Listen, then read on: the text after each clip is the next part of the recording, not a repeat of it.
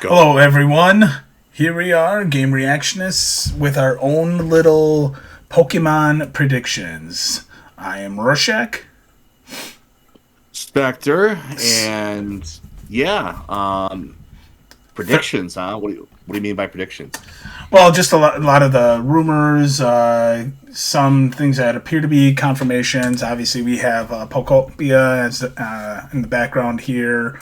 That was the newest thing shown off at the Nintendo Direct Treehouse Live, where they showed off a lot of the game. I actually don't know too much about this game. It looks kind of like an Animal Crossing style Pokemon game.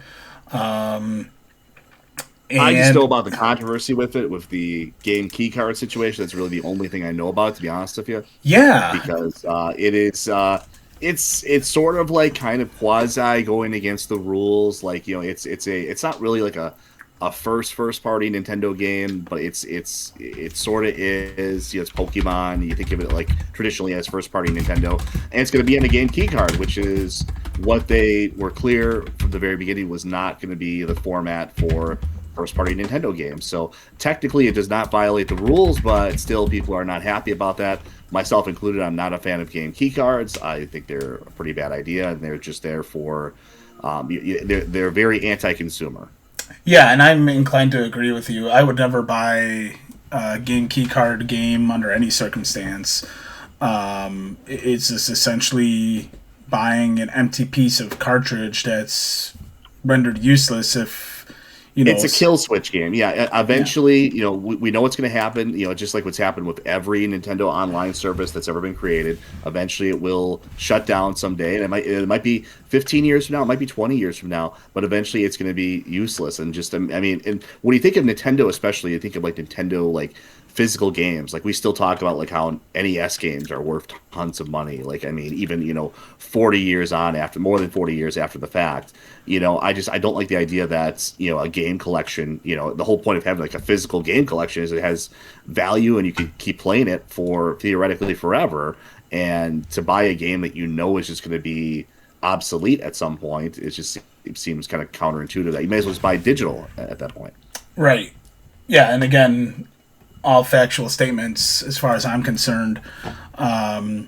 It, it's in my opinion, it's almost worse than buying a digital version of a game because a digital version will at least be tied to your account, and even if the online services rendered theoretically, you should still have access to your digital library.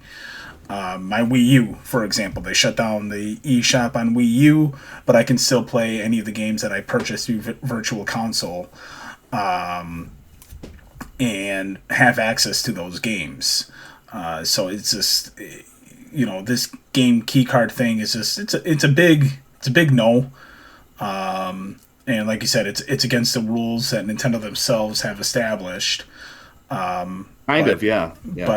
yeah, other and we say predictions loosely because a lot of this is confirmed stuff or heavily suggested to be confirmed stuff. Pokemon Champions, which looks like it's going to be the next Pokemon Stadium style game from what I've seen. And that would be cool. I always enjoyed the Pokemon Stadium games, and I feel like it's been a long time since we've had a Pokemon Stadium game. I don't even know if we had one on the original Switch or even on the Wii U before that. In fact, I don't Yeah, even think they've we been had doing one on like the these Wii. other side things like Legend series stuff like that. So it's nice to have that experience there as well too. I think the what we were talking about before we started here, kind of the only like I guess you could say controversial thing here is the re-release or the port of what is it, Fire Red and Leaf Green. Yeah, so I've seen a lot of controversy on X regarding the price point of that and the online battle of why pay for these when you can emulate them. And I don't really have a strong argument against emulation of those games. Like it's fairly easy to emulate games that are essentially 30 years old at this point because these are remakes of Red, Blue, and Yellow. And I look at it like you still get some semblance of, I guess, ownership even though you still get that with emulation as well. I don't think the price point itself is all that bad. $20 per game for what are considered to be great quality RPG style games with Pokemon is pretty cool. And there's a lot of rumor regarding Pokemon Home functionality with the transference of Pokemon to other games. If they incorporate some functionality with that or incorporate some online functionality with that, I think that's a big bonus. Yeah, no, I disagree kind of heavily with this. I think that $20 per game, so $40 for both versions, is pretty ridiculous. I think honestly a price point of maybe like $5 each would be a lot better. You know what I mean? I Well, mean, sure. and even then, it's like I mean, this is just for the only reason to even get this is if you're extremely lazy and you feel like you have to play it on your Switch or your Switch 2, and you can't be bothered to have a device, a dedicated handheld device or some other device to play old old ROMs like this. It seems like a ridiculous price point for these games. And this is I think this is par for the course. So I'm not saying this is unexpected or some kind of shocking thing. I think this is pretty normal for what they do with re-releases of their old games, and it's kind of sad. I wouldn't have a problem actually paying money for older games here if there was there was updated functionality to it to some degree. There was this wasn't just like some straight ports, and it sounds like maybe there is maybe some updated functionality to some extent, but I mean just it's not enough to justify $40 for for a digital release. There's nothing even physical here. I think in Japan they actually had like a like sort of an anniversary thing you could actually get with it, even like a sort of just a novelty like thing to display would have been nice for $40. I mean, this is just it just seems like a total waste for me, and I couldn't see myself paying that much. Like I don't buy digital games on Switch or Switch 2 for the most part. I just don't see the need for it. If it's a first party Nintendo thing, I'd rather just have like a physical copy of it. And especially for something old like this, I mean, unless you're the only justification I can see for buying this is if you have to play it on your Switch or your Switch 2 and you don't have a jailbroken Switch 1 or whatever, and you're just extremely lazy and you'd rather just pay the $20 than mess with emulation, then maybe go ahead, I guess. But it just seems wasteful to me, and it seems like they're really just working over their customers yet again, for just a little bit of extra money for games that we've probably all played and purchased now, 4 or 5 times over each. It just seems completely unnecessary to me. Yeah, and I struggle to find a good argument against anything that you're saying. The only thing that I kind of like about this happening is it gives hope for maybe some form of virtual console overall coming back and buying these old games. And again, I understand emulation wholeheartedly. But, for me personally, yeah, it is a laziness thing. If I want to play these games, $20 is worth the price of admission for me. It spares me from having to bother with emulating, even though it's not difficult. I've done it many times for even more modern games such as like Wii U games or 3DS games. But B, and we've talked about this in the past. Given my home situation and me working from home, I just don't like staying at my computer to continue gaming after I've been at my computer working. I want to go to my couch, play on my big TV. Yeah, but I always find it a weak excuse for a number of reasons. But I'm not saying you don't have to emulate this even on a computer necessarily. There's plenty of handheld devices that can this can run on basically anything. I mean, Yeah, there's plenty of different devices, including phones, that you can just run this off of. It doesn't have to be like a full desktop computer. yeah. But then I can't play on my 77-inch TV and see all the sprites in all their glory. Then what? I guess so, but No, in all honesty, like I struggle to combat any of the arguments you're presenting, and I agree with that's you. pretty normal for you though. So Well, no.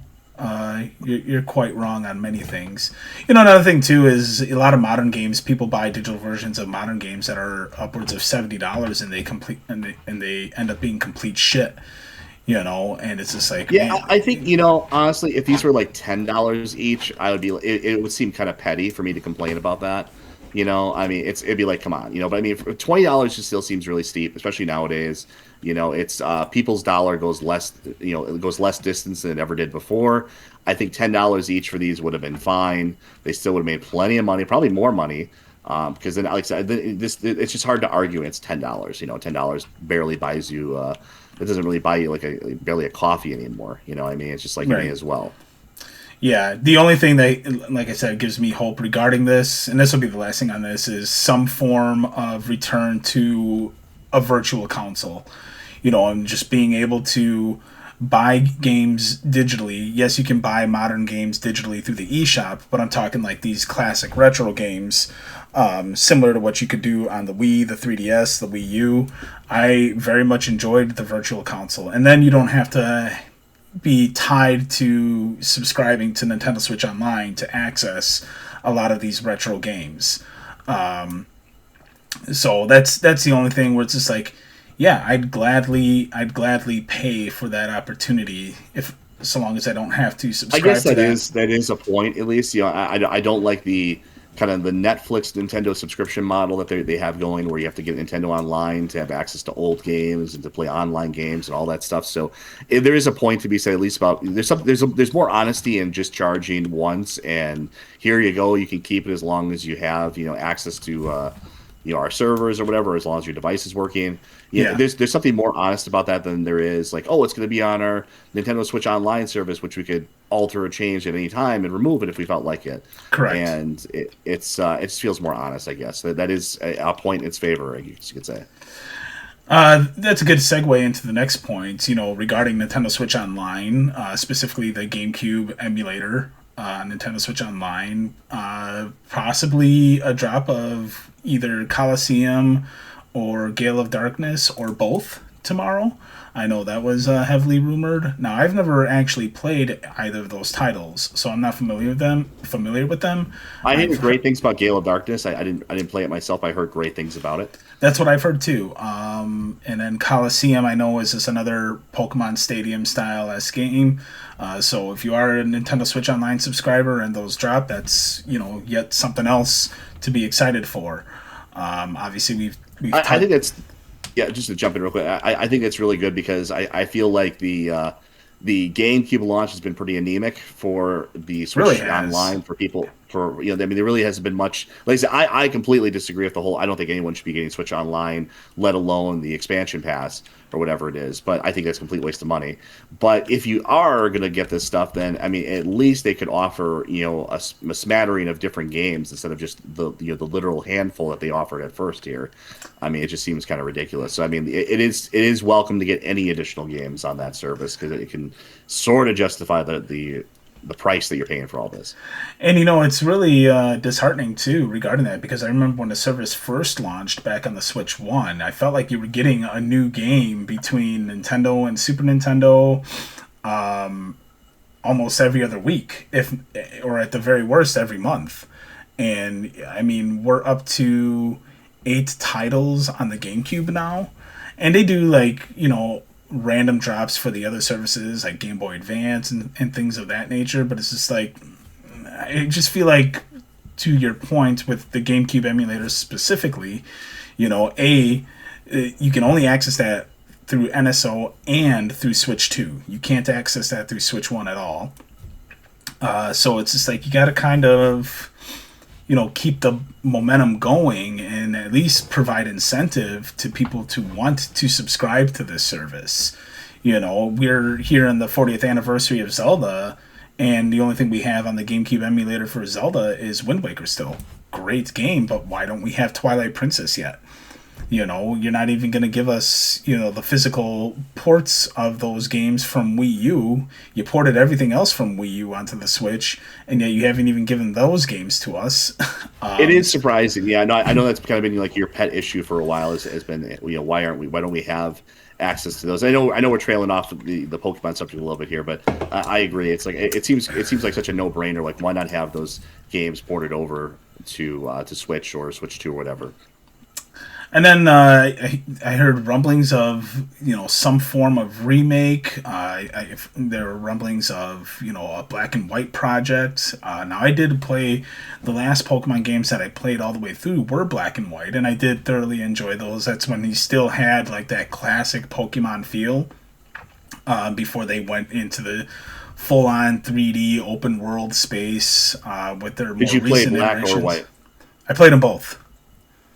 Oh, okay, so you were Yeah, you yeah. got concerned about being labeled as racist. I played them both. I preferred white, but Why? no, but I did play them both, and those were great games. I think Sun and Moon was also the classic Pokemon style feel to it, but I'm not a fan of the newer Switch iterations. And then so that would be, I guess, cool. Would I pick up a remake or a remaster or a port of Black and White? No. I would get Fire Red or Leaf Green just cause those are like the classic 151. That's that. I've also heard rumblings about Heart Gold and Soul Silver being re-released in some capacity. Yeah, I'd be all over that at least. I mean, that I have some nostalgia for. That would be something I would actually play. Yeah, and same thing with me. I loved Gold and Silver. I loved Heart Gold and Soul Silver when they re-released those. And it's really with both games, you got two games in one for each of them. Because you got the Kanto region and the Johto region. So I thought that was just a really, really well done game, and the new Pokemon they introduced in there were fairly memorable. So that'd be pretty cool. And then you have your mobile stuff that I'm sure they'll announce. I'm sure they'll announce some type of update for Pokemon Unite, some type of update for the trading card game, both the mobile version of that as well as the physical trading card game itself. I'm sure they'll have some type of new expansion announcement or something like that, because the Pokemon cards are very much like the games. Game Freak's bread and butter when it comes to Pokemon. And I feel like there's another mobile game that I'm missing besides Hard to keep track of all this shit. There's so many of them. It's like Pokemon Go. I don't even know if anybody even really cares about that anymore. That was like a brief phenomenon back in it's a flash in 2016. the pan. Yeah, people loved it. We're all over it for like a couple of years, and then it Right. just sort of fizzled. Yeah. So I don't know if they'll try to Or at least rekindle at that least fire. culturally, it seems like it fizzled a little bit. I'm sure it still makes money and stuff, but Yeah, I mean, I remember walking around in parks with hundreds of people all trying to collect Pokemon. I mean, it was really a unique thing, or driving in the passenger seat and like, oh, let's pull over here so I can try to catch this guy, you know. So yeah, flash in the pan, like you said. So I don't know if they'll try to rekindle that fire at all, or if they'll just rest on the laurels of what was and move on from it. And then Pokemon Gen 10 announcement. That's one that's most likely, heavily rumored, heavily suggested to be confirmed. And I gotta imagine it's gonna be confirmed.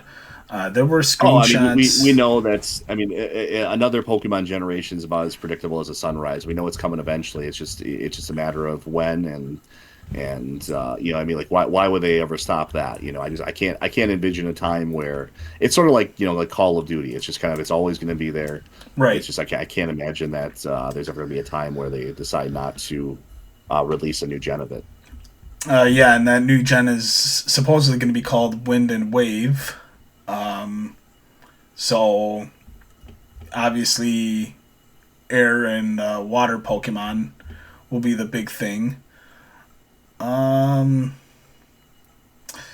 and yeah, I think that's pretty much it. I mean, just giving a rundown of what's to be expected with regards to Pokemon. It is the 30th anniversary.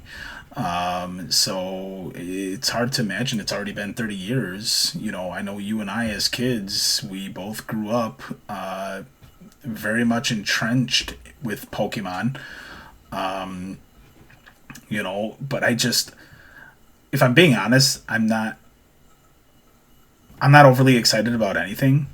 I think Fire Red and Leaf Green is a cool announcement for the sake of, like I said, that virtual console release, that nostalgia itch is there. And that's pretty cool. But I don't think there's anything. I've tried through Scarlet, and actually I've only tried through Scarlet. I did have Violet as well, but I never even bothered putting it in. And Scarlet was cool. I thought the major complaints of its launch was a little over exaggerated. I didn't have any severe performance issues. I even messed around online with a friend of mine and didn't have any issues with connectivity there. And to be fair, I think I didn't actually start playing it until like a month or two after its launch window. So by then they've certainly added in patches and stuff. But I don't see it as bad as a lot of people flag it for. But it didn't really do anything for me. I think I got through 5 of the main gym trainers, and it really comes down to the whole open world aesthetic that everybody's doing with their games nowadays. It's too daunting. I'm getting too old to be engrossed in these 60, 70, 80-hour experiences. And it's just like, give me a solid 10-hour experience and I'll be happy. I just don't have time to sit and grind out your game for upwards of 60 hours. Yeah, you'd rather have a shorter and sweeter experience. I mean, I think you're more of the resident Pokemon fan here on the channel than I am at this point. My fondness for Pokemon kind of ended way back in like the Gold and Silver era. That's kind of when I got out of it after those games, and nothing's really rekindled the magic for me, But I mean, there's really nothing here for me to be like, as a former fan back in the kind of the golden era of it. There's nothing really to get me excited here. If I really wanted to go through and play Fire Red and Leaf Green again, I mean, there's much easier ways to accomplish that than spending $40. Sure. So there's just nothing here for me to really get excited about. And I mean, we'll see how the new Pokemon generation is. There's always that potential there, but there's just not much. And I don't think we're really going to get like any kind of crazy surprise announcements, really. Aside from maybe a new Pokemon generation. I mean, I don't think there's really much that we're going to see here. Yeah. Well, and then there's also I remember seeing this screenshot, and it looks like it's going to be in the vein of the modern open world Pokemon games. Tease screenshot. Let's see if I can find it real quick.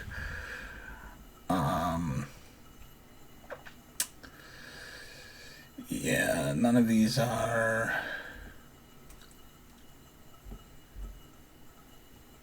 I feel like part of it is we're so desperate for new news here on anything. Like, there just hasn't been anything interesting announced recently. I mean, the last partner direct was kind of a lot of nothing. I mean, there just hasn't been a lot of interesting stuff coming out, and we're kind of desperate for new blood, new news here, and there just has not been much that's been provided. Yeah, no, there really hasn't. So this is one of the screenshots. So it looks like we're going to be getting some form of here's the big one. This is the one I'm referring to right here.